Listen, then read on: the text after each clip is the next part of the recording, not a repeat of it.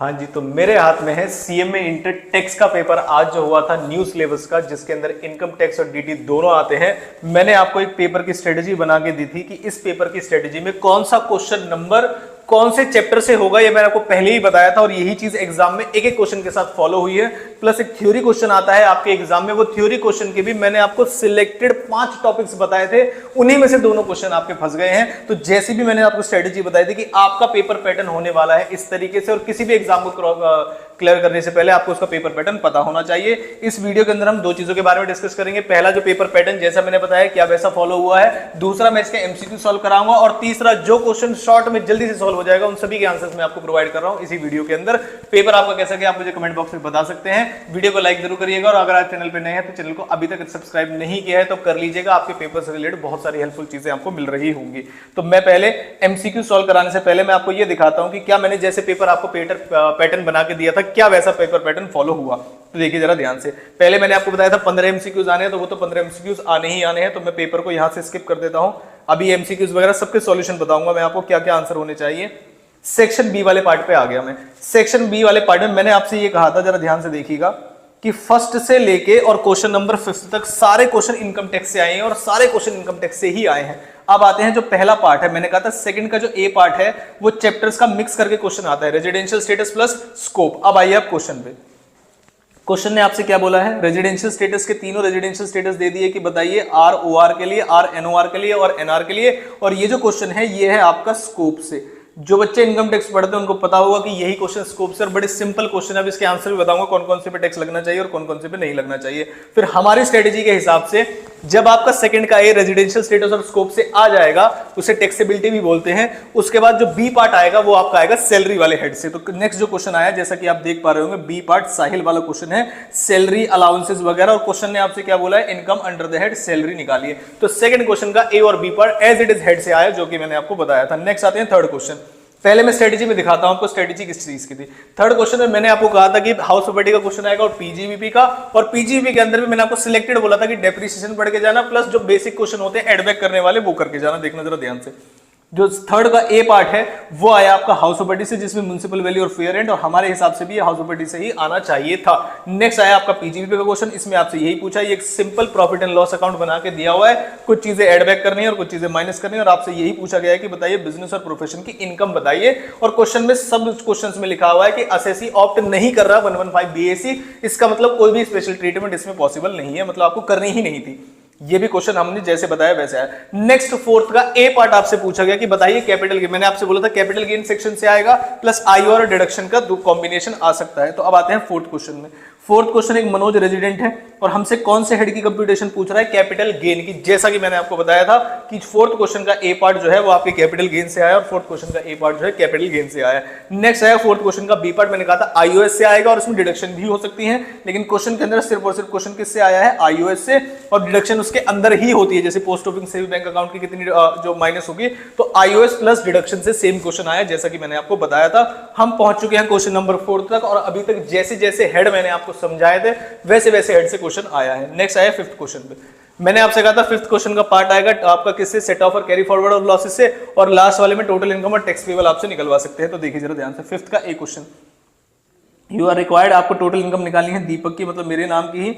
और ये देखिए लॉसेस, लॉसेस, इनकम लॉस। अब इसके फुल फ्लेज आंसर भी बताऊंगा क्या क्या होने चाहिए थे फटाफट से। लेकिन ये जो क्वेश्चन है ये कहां से आया, सेट ऑफ से, जैसा कि मैंने आपको बताया था। लास्ट मैंने आपको बोला था कि आपसे टोटल इनकम और टैक्स पेबल निकलवाएगा। तो लास्ट नेक्स्ट जो क्वेश्चन आया आपका, you are required to calculate the total taxable income and tax liability, जो कि आप हमारी स्ट्रेटेजी के हिसाब से भी देख सकते हैं कि आपसे टोटल इनकम निकालाएगा और टैक्स पेबल मतलब टैक्स लायबिलिटी आपसे निकलवाएगा। तो 5 क्वेश्चन आए आपके इनकम टैक्स के सब पार्ट्स मिला के 10, और जो जो क्वेश्चन नंबर का सीक्वेंस मैंने आपको समझाया था बिल्कुल एज इट इज उसी सीक्वेंस में आए हैं। अब आते हैं थ्योरी में।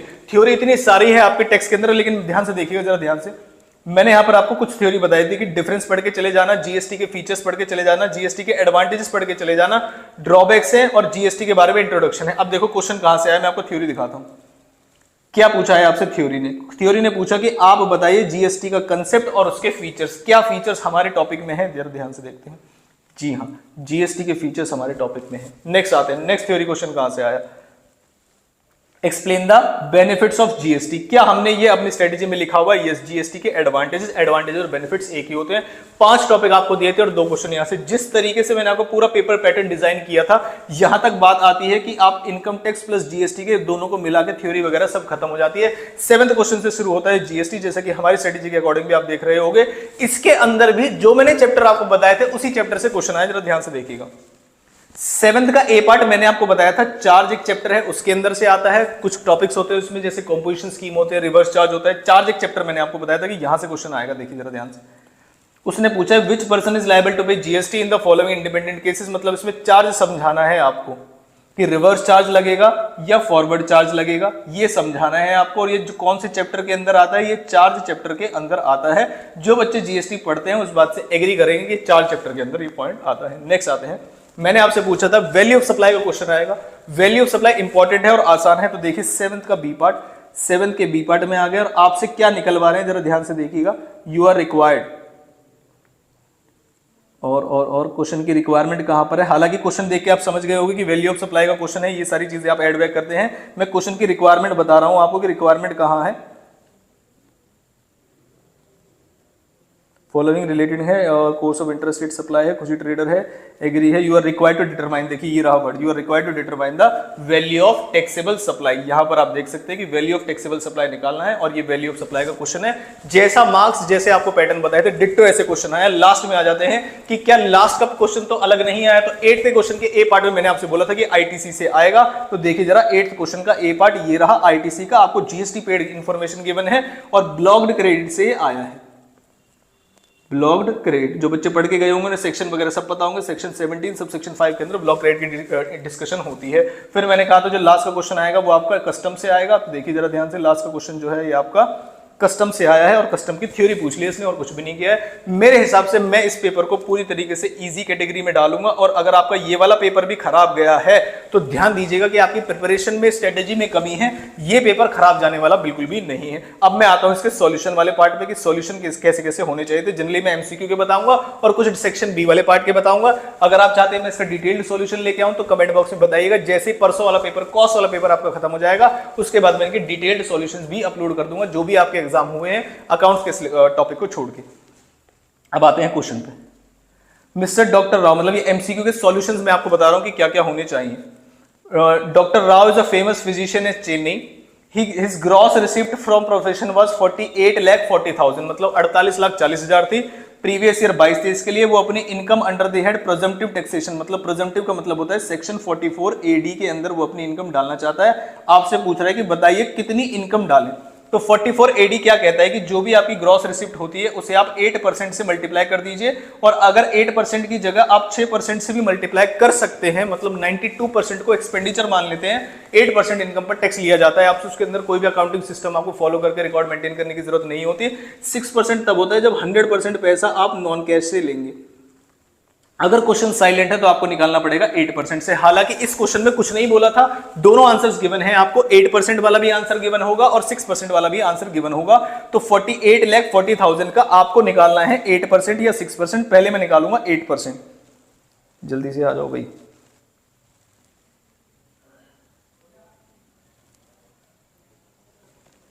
$48,40,000 का मैं निकाल रहा हूं 0.8। अरे क्या हो गया, ये तो ऐड आ गया इसमें ना भाई।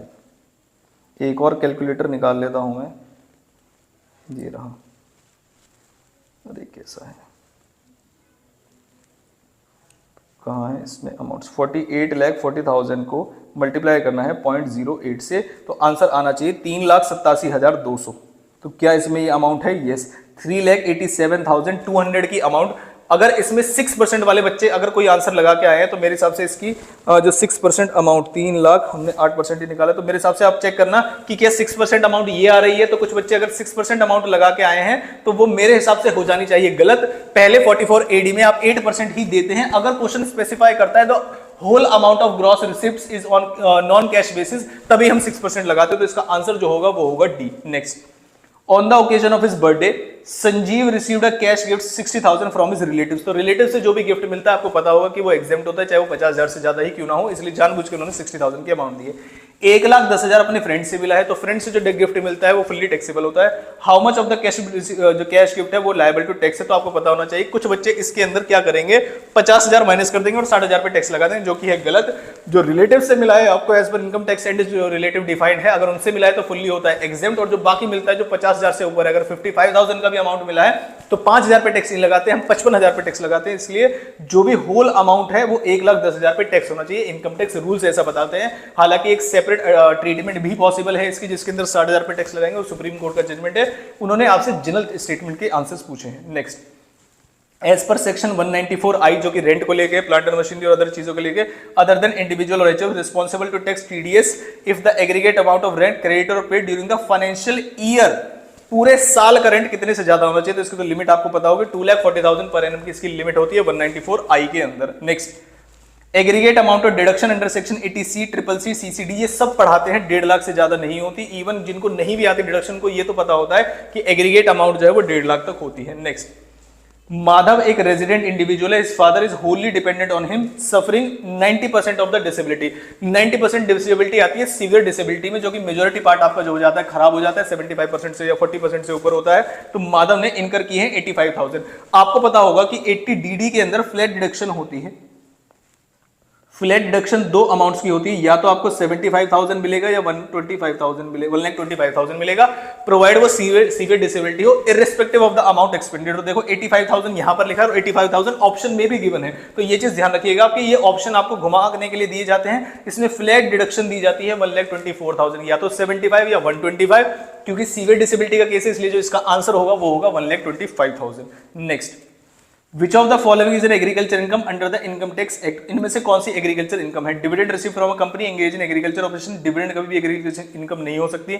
इंटरेस्ट मिल रहा है आपको, areas of rent receivable in respect of agriculture income, अगर आपको एग्रीकल्चर लैंड से रेंट मिल रहा है तो वो एग्रीकल्चर इनकम होती है, लेकिन उसका जो इंटरेस्ट मिल रहा है वो आईओएस की इनकम हो जाती है। Interest received by money lender in form of agriculture produce, तो इसका मतलब ये मनी लेंडर का केस है, तो इसमें एग्रीकल्चर कुछ नहीं होता।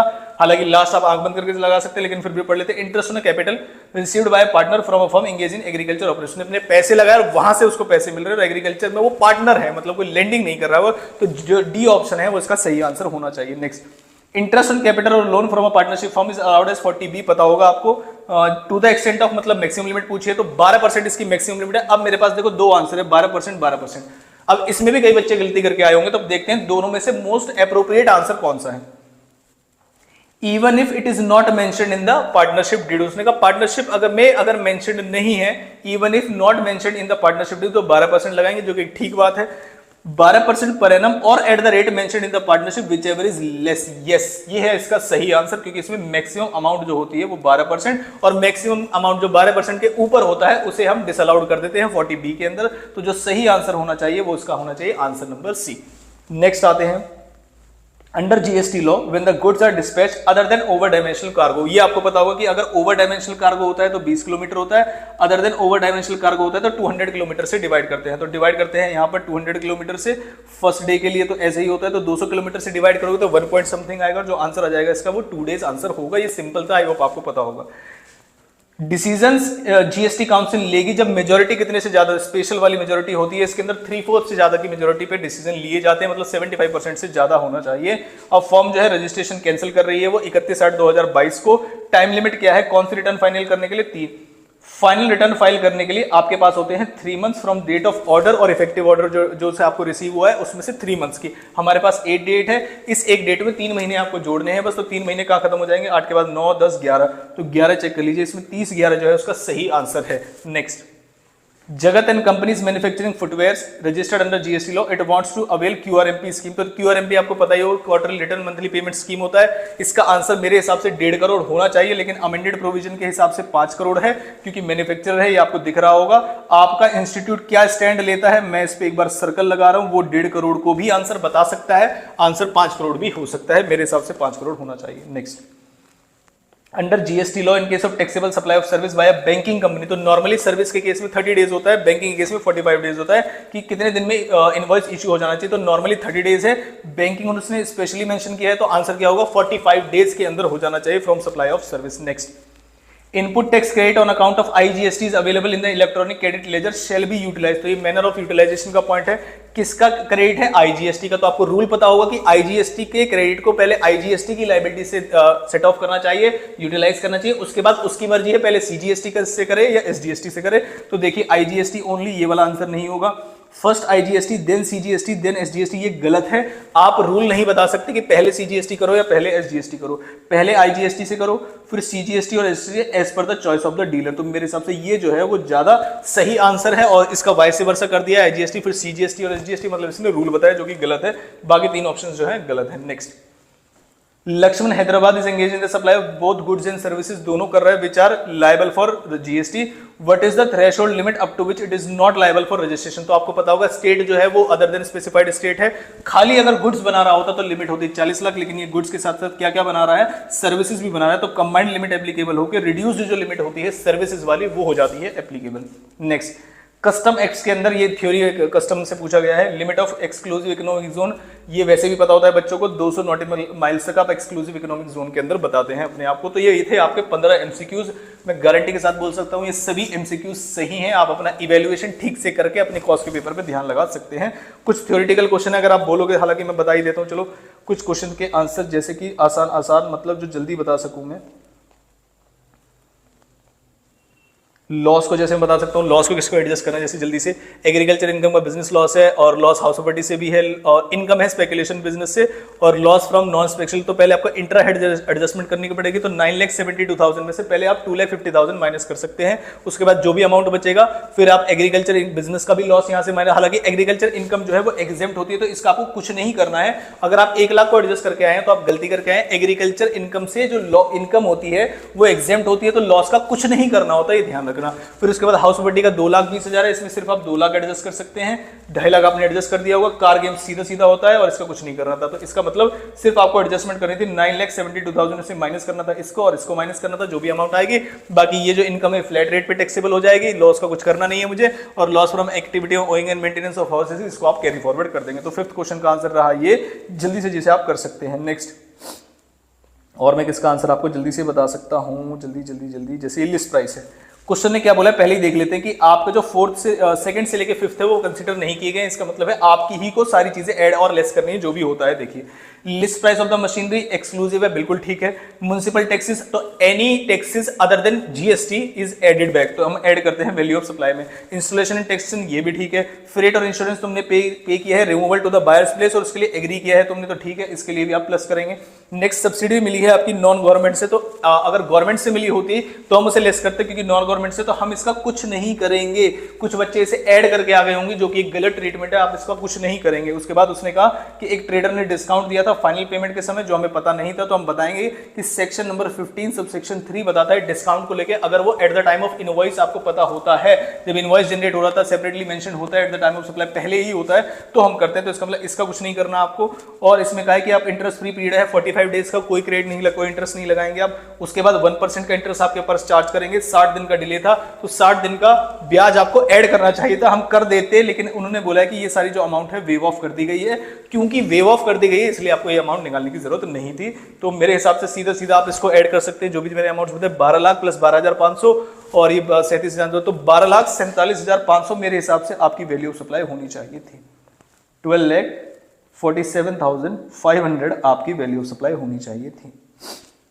नेक्स्ट, एबीसी रजिस्टर्ड है बिजनेस में और ये डिटेल कर रहा है जीएसटी इनवर्ड सप्लाईज पे उसने पे किया है। जो कस्टमर को सोल्ड हुए हैं रॉ मटेरियल जो परचेज किए हैं वो आपको अलाउड होगा। Use for personal use of director allowed नहीं होगा। तो 4,50,000 की आपकी अमाउंट आ गई आउटर कॉलम में, जो आपको मिल जाएगी। Next, electric machinery purchase for being used in the manufacturing process, तो ये भी मिल जाएगी। तो 1,23,000 आपने आउटर कॉलम में लिख ली, मतलब ये भी मिल जाएगा आपको। मोटर कार है, यूज की जा रही है, transportation of managing director for office use only, तो ये ब्लॉक्ड क्रेडिट के अंदर आता है, तो ये 4,50,000 आपको अलाउड नहीं होगा। उसके बाद payment made to contractor for construction of staff quarter, staff के क्वार्टर आप बनवा रहे हैं, इमूवेबल प्रॉपर्टी होता है, तो ये भी ब्लॉक्ड होता है, तो ये आपको नहीं मिलेगा। अब आते हैं, हम इसे ऐड कर देते हैं, तो 4,50,000 प्लस 1,23,000 और 4,50,000, तो टोटल मिला के ये हो जाना चाहिए 9 लाख और 10,23,000। जिन बच्चों ने क्वेश्चन अटेम्प्ट किया है इसका आंसर होगा 10,23,000। बाकी मुझे ऐसे कुछ क्वेश्चन दिखाई नहीं दे रहे जो मैं जल्दी से बता दूं। मैं ये सॉल्यूशन वीडियो आपके लिए इसलिए लेके आया हूं, तो कई सारे बच्चे क्या करते हैं, गूगल वगैरह पे सर्च करने लग जाते हैं, उससे पूछो। आप इस वीडियो को देखेंगे 10 से 15 मिनट के अंदर और आपने सभी एमसीक्यूज को एक्यूरेटली वेरीफाई करके अब आप अपनी कॉस्ट की तैयारी पे लग जाइए। जिन बच्चों को कॉस्ट की स्ट्रेटेजी चाहिए कि नहीं सर कॉस्ट की स्ट्रेटेजी भी हमें प्रोवाइड करिए और आप यहां तक आ गए हैं, तो मुझे कमेंट बॉक्स में कमेंट करके बताइए कि क्या आपको कॉस्ट की स्ट्रेटेजी चाहिए, तो मैं विद इन 1 और 2 आवर मैं आपको कॉस्ट की स्ट्रेटेजी दे दूंगा। तब तक मैं आपको बताता हूं कि कहां से शुरू करना है। आप मटेरियल चैप्टर से शुरू करिए, मटेरियल पढ़िए, मटेरियल के बाद मार्जिनल पढ़िए, मार्जिनल के बाद लेबर पढ़िए। ये 3 चैप्टर आप तब तक शुरू करिए। मैं आपको डिटेल स्ट्रेटेजी, पेपर कहां से आएगा, कौन सा पैटर्न होगा, सारी चीजें मैं आपको रिसर्च करके बताऊंगा। जिस भी बच्चे को किसी भी चैप्टर में कोई भी हेल्प चाहिए, आपको किसी भी वीडियो लेक्चर चाहिए, कोई चैप्टर चाहिए, जैसी भी हेल्प आपको चाहिए, आप इस नंबर पर व्हाट्सअप कर सकते हैं। व्हाट्सअप करने का फिर से मैं तरीका बता दूं, आपको क्या करना है, अपना नाम लिखना है, अपने स्टेट का नाम लिखना है और कोर्स लिखना है। जो सीए वाले बच्चे हैं प्लीज अभी मैसेज ना करें, जो ग्रुप जो May 24 वाले इनकी क्वेरीज जो है वो रह जाती है, और अपनी जो क्वेरी है वो लिख दीजिए। और इतनी सारी चीजों के साथ टेक्स्ट का पेपर बहुत बढ़िया गया, मेरे हिसाब से आपका पेपर भी बहुत अच्छा गया होगा, मुझे कमेंट बॉक्स में जरूर बताइएगा। और ये भी आपको जरूर बताना चाहिए कि आपको क्या ये वीडियोस हेल्पफुल लग रही हैं। सब्सक्राइब वगैरह नहीं किया तो जरूर सब्सक्राइब कर लीजिएगा। बाकी सारे चीजों के लिए भी आपके पास वीडियो और जो अगला अटेम्प्ट है उसके लिए भी आपको प्रिपरेशन वीडियोज यहाँ पर मिलती रहेंगी।